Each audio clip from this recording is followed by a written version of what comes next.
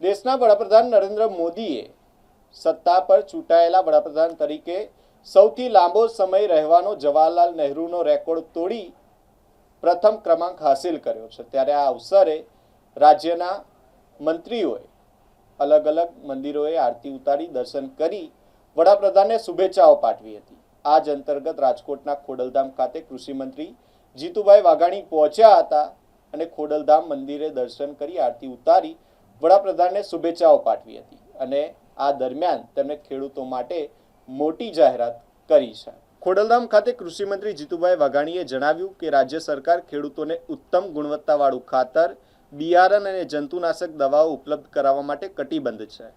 ખેડૂતો સાથે છેતરપિંડી કરનાર અથવા નકલી કૃષિ સામગ્રી વેચનાર તત્વો સામે હવે કોઈપણ પ્રકારની ઢીલાસ રાખવામાં નહીં આવે। કૃષિ મંત્રીએ સ્પષ્ટતા સાથે ચેતવણી આપતા જણાવ્યું કે ગેરરીતિ કરનારાના લાયસન્સ રદ કરવા ઉપરાંત તેમની સામે સીધી પોલીસ ફરિયાદ નોંધવામાં આવશે।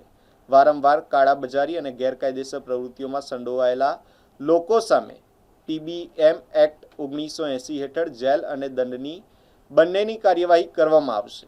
તેમણે જણાવ્યું કે ચાલુ વર્ષે માત્ર 3 મહિનામાં જ કૃષિ વિભાગે હજારો એકમોની તપાસ કરી છે અને અનેક લાયસન્સ સસ્પેન્ડ કરી કાયદેસરના પગલાં ભર્યા છે।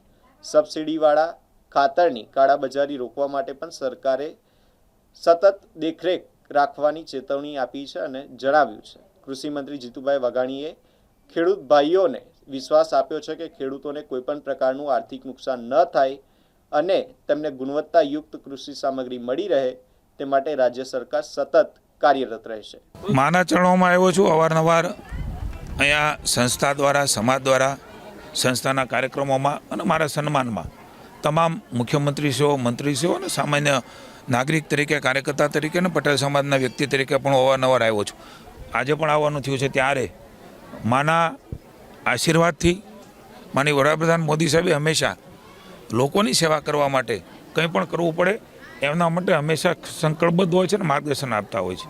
માની ભૂપેન્દ્રભાઈ પટેલના નેતૃત્વની અંદર એમના માર્ગદર્શન નીચે મારા વિભાગે ખૂબ મહત્ત્વનો નિર્ણય, જ્યારે હું કૃષિ પ્રધાન મને જવાબદારી આપવામાં આવી શીર્ષસ્થ નેતૃત્વ દ્વારા, ત્યારે પણ મેં સૌથી પહેલાં ભાવનગરમાં વાત કરી હતી। મને આનંદ છે કે કેટલાક કાયદા, નીતિ નિયમ એમની વચ્ચે રાજ્ય સરકારે કાયદો એક રસ્તો કાઢ્યો છે। કારણ કે ભારત સરકારના કેટલાક નિયમો છે, કેટલાક રાજ્ય સરકારના છે, પણ કિસાનોને ખાસ કરીને છેતરવાનું કામ જે લોકો કરી રહ્યા છે, માના ખોળામાં આવીને મને આનંદ થાય છે આ વાત કરતાં કે રાજ્યના કિસાનો માટે મારા વિભાગે એક અતિ મહત્ત્વનો નિર્ણય કર્યો છે। બિયારણ કે ખાતરના વેચાણમાં જે કાંઈ લોકો ગેરરીતિ કરતા હશે એ તત્વો હવે સીધા જેલ ભેગા થવાના છે। એમના માટેના કેટલાક નિર્ણયો અમારી સરકારે કર્યા છે। છેલ્લા 3 મહિનામાં લગભગ 54 લાયસન્સ કેન્સલ કર્યા છે, 2 પોલીસ ફરિયાદ કરી છે।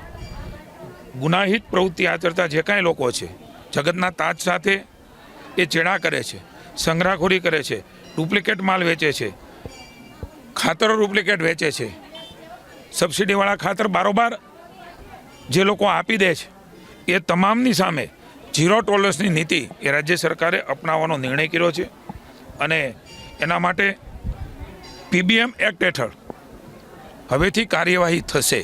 કારણ કે પીબીએમ એક્ટના ધારામાં આ કોમોડિટી આવે છે અને એટલા માટે પહેલીવાર ગુજરાત સરકારે આ પ્રકારનો નિર્ણય કર્યો છે। ઘણા બધા અમારા વિભાગ દ્વારા 246 લાયસન્સ રદ કરીને 26 તત્વો સામે એફઆઈઆર પણ ગયા વર્ષે કરી હતી। આ કાર્ય અનેક ટીમો બનાવીને તમને વિગતવાર પ્રેસ નોટ આપીશું। એ કામ તો શરૂ જ છે। અલગ અલગ નિયમોની પણ જોગવાઈઓ છે, પણ ખાસ આવી પ્રવૃત્તિ સાથે રીઢા થયેલા અને વારંવાર આ પ્રવૃત્તિ કરે છે, સીધા સંકળાયેલા છે, એ તમામ લોકો, એ ચાહે વેચતા હોય કે બનાવતા હોય, એ બધાને, એ ઈસમોને the prevention of black marketing and maintenance of supply of essential commodity PBM act 1980ની જેલની સજા અને દંડ થાય એના માટેનો નિર્ણય એ રાજ્યની સરકારે લીધો છે। અલગ અલગ ટીમો બનાવીને અમારો વિભાગ કામ કરે છે, પણ મને જણાવતા આનંદ થાય છે કે આ પીબીએમ એક્ટ કાયદો એ આવશ્યક ચીજ વસ્તુ ગેરકાયદેસર વેચાણ કરી રહ્યા છે એમના માટે લાગુ પડે છે અને આ કાયદા હેઠળ તાત્કાલિક એમની ધરપકડ થાય છે. આ ગુનો બનતો અટકાવવાનો હેતુ છે, જેમાં જિલ્લા મેજિસ્ટ્રેટ એટલે કે કલેક્ટર ડિટેન્શન એટલે કે ધરપકડનો સીધો જ હુકમ એ કરે છે. એકવાર ખૂબ મોટા પાયે ગેરરીતિ કરી હોય અને બીજી વાર એ ગેરરીતિમાં ઝડપાય તો પણ અમારો વિભાગ એ કલેક્ટરને પીબીએમ ધારામાં એમની સામે ફરિયાદ કરવા માટે સીધી જ જાણ કરશે અને 6 મહિના મહત્તમ ધરપકડનો સીધો હુકમ એ જેલમાં જવાનો થાય છે. 6 મહિનાના સમયગાળામાં પીબીએમ કાયદા હેઠળ એડવાઇઝરી બોર્ડ દ્વારા તમામ પ્રશ્નો રજૂઆત સાંભળીને એમાં નિર્ણય લેવામાં આવે છે. ગુનો દાખલ કરવો પછી ધરપકડ કરવી આવું આમાં કશું જ નથી. એટલા માટે આવો કડક નિર્ણય આ 6 મહિના બાદ ગુનાહિત પ્રવૃત્તિ હેઠળ જો નામદાર કોર્ટ ચાર્જશીટ દાખલ કરે તો એની સામે કાયદેસર પણ કાર્યવાહી કરવામાં આવે છે. હું તમામ લોકોને ચેતવું છું, આપણા સૌ માધ્યમથી ચેતવું છું. અમારા ખેડૂતો સાથે એમના ખેતરમાં અલગ અલગ પ્રકારની ગેરકાયદેસર પ્રવૃત્તિઓ કરીને એમના પાક સાથેના જીવન સાથે જો ખેલવાડ કરશે તો રાજ્યની ભૂપેન્દ્રભાઈની સરકાર અને અમારો કૃષિ વિભાગ એમને પીબીએમ એક્ટ હેઠળ જેલમાં ધકેલતા પણ પાછા નહીં પડે. હું તમામ લોકોને પુનઃ વિનંતી કરું છું, પછીથી કોઈ ભલામણો લાગવકો વિનંતીઓ પગે લાગવાનું ન રાખે. રાજ્યની સરકાર આમાં કંઈ પણ બાંધછોડ કરવા માગતી નથી. હું તમામ લોકોને રાજ્યના લોકોને કહું છું, અમારા જિલ્લાની કચેરી અમારી તાલુકાની કચેરી ત્યાંના નંબરો એ પણ તમારી પાસે છે. રૂબરૂ જઈને લેખિતમાં મૌખિકમાં અથવા તો ટેલિફોનિક એ સાચી જાણ કરવામાં આવશે. કોઈ ખોટા માહિતીઓ આપીને કોઈ ખોટાને પરેશાન કરી અને તંત્રને ન દોડાવે એની ઉપર પણ પગલાં લેવા માટેની જોગવાઈઓ પોલીસમાં છે. સાચા લોકો ન છટકી જાય અને એવી કોઈ પ્રવૃત્તિ કરતા હોય તો અમારા વિભાગને જાણ કરે.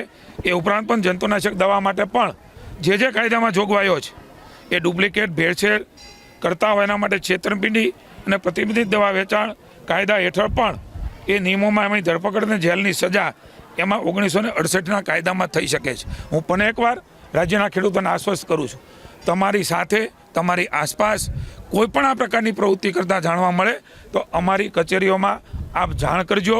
આપનું નામ એ જાહેર કરવામાં નહીં આવે પણ સાચી હકીકત એ આપ દેશો.